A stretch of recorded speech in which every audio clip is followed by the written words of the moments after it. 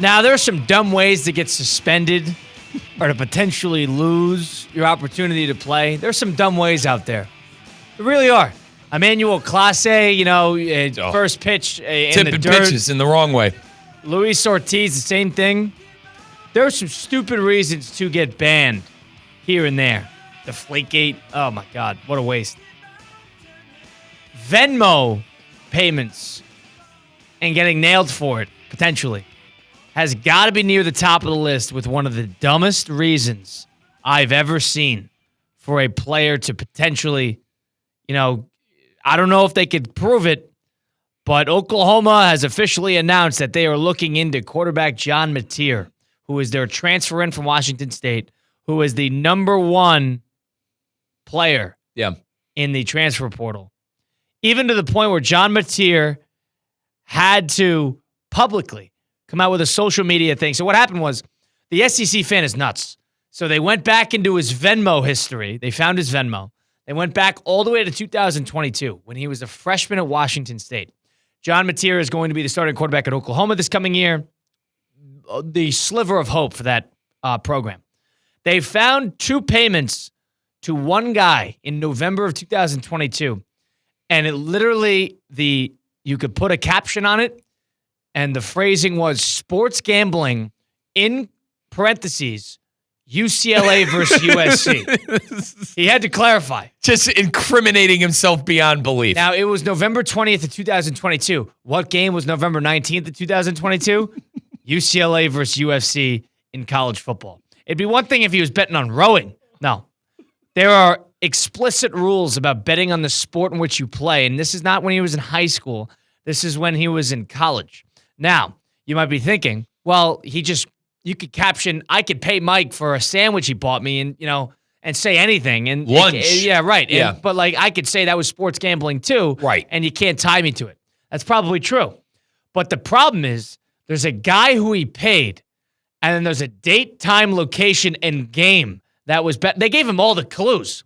They built the box and said, draw in the colors. Now, John Mateer went out on social media and said the allegations that I once participated in sports gambling are false. My previous Venmo descriptions did not accurately portray the transactions in question and were inside jokes between me and my friends. I have never bet on sports. So that was basically along the lines of what he said. What they're accusing this young man of is having someone place the bet in his spot, right? Where he's making the bet, but through somebody else. That's kind of what they're getting on him. You got to think about you can't prove it. No, but that is that is the dumbest thing in the world. Why would you ever? You're a quarterback, and at that point, Colin, he's playing, right? 2021, 2022, he's in college football. So the fact that you put that as a description, brother, just put a smiley face emoji. Put anything. Put a pizza, for God's sakes. Anything, but exactly what you're giving. And listen, I'm speculating, but exactly what you're giving this other person money for.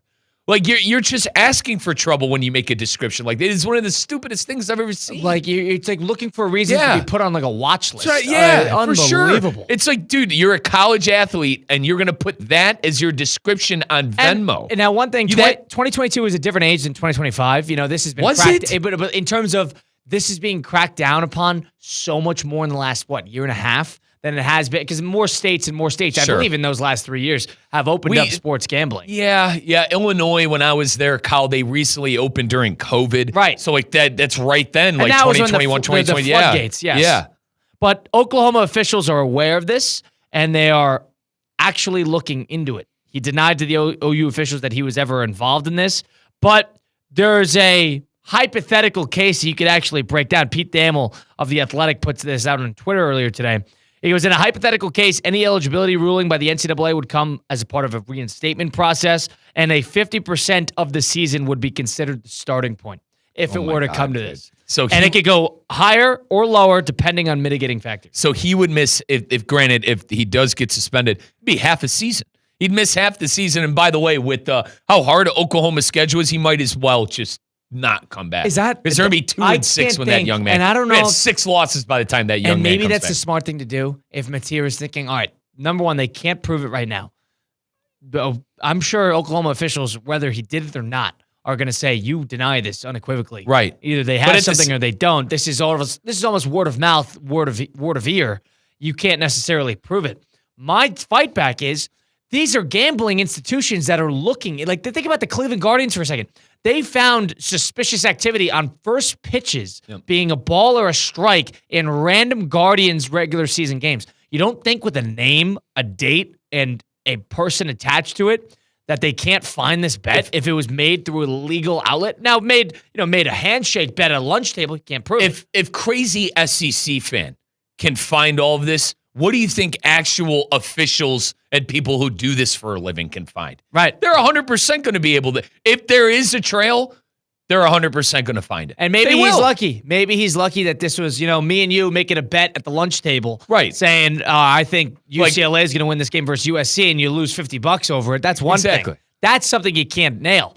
But if he made a bet via a gambling institution, while he's a freshman in college, if it was $50 more than likely. So I said the big thing is, was he in college football? Was he playing college football? He was a freshman in Washington Then State. he might be dusted here. If there is a paper trail, if there is a backlog, he might be gone, done, and dusted for this whole year. Now, is he a senior? That's you robbing a bank. That's you robbing a bank. And giving him all the clues. And then Venmoing the guy who you robbed the bank with. This is the stolen bank money. We, in parentheses, we stole it yesterday. Public transaction. Unbelievable. Dude, I don't want to say how stupid can you be, but how dumb can you be? When you pay someone for fantasy football over Venmo, you know what I mean? Fantasy football money. All right, you're incriminating yourself. Put something else. Make it private. Make it anything else. Make it private. Yeah. Why should the SEC fan have access to your Venmo records? Don't worry. This is the game for UCLA versus USC. I don't. How dumb? What? So that's why I don't buy his, I deny this unequivocally. This is an inside joke. What an inside joke as a college football player. Let me ask you this. Is this how much money? $50? Who knows? Whatever. Who knows? 50 Imperial credits. Is this tell. worth the young man missing an entire season?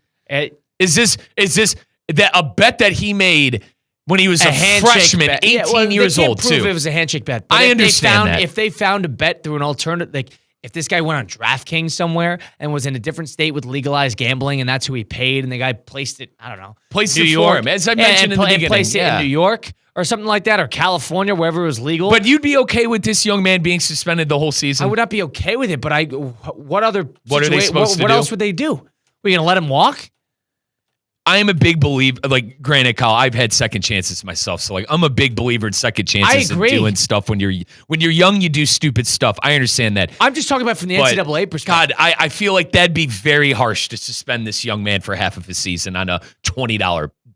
Listen, if there's more instances or whatever, if we find out that this has been a reoccurring thing and the young man has a gambling problem, all right, then that's a different situation. But if this is one outlying thing, I think a full season would be pretty harsh. Well, it's I don't know. 4 years ago. It's 3 years ago. About 3.5, 4 years ago, right? The problem is you don't want to leave the example almost living and breathing in a sense. You don't want him to walk away from this. And they have probably thrown the book at others before. So it's if you're going to throw the book at this person, you got to do it here. And it's the same way for all NCAA athletes, too. How about Oklahoma? They can't get a break. That school can't catch a break, bro. Can't catch a break. You walk into the SEC where it's a bloodbath. Your coach can't figure it out offensively, Brett Venables. I mean, geez. Absolute nightmare situation. And you had to follow in Lincoln Riley's footsteps, which is already enough of a problem. And I apologize if you brought this up already, Kyle, but you're bringing the coordinator from Washington State that coached this kid this year to the team. And now his guy might be out for 50% of the games. And I go back to what I said. You see that schedule? That Oklahoma schedule will be 2-6 if that guy's unavailable for games. You saw what happened when they had bad quarter. I would say they had decent to bad quarterback play last year. And I think last year, outside of one big win, was a bit of a nightmare for Oklahoma. They're 18th in the preseason AP poll. They start with Illinois State, but then they immediately have Michigan coming into town. Yep. They have Auburn early in the year, and then they have at Texas in the Red River rivalry, which is at the 6th game of the year. With probably a redshirt freshman at quarterback, a green redshirt freshman. How about this for a couple games in a row? Their October is at Texas, at South Carolina, then home against Ole Miss, and then they go at Tennessee. That's why I said, man, it's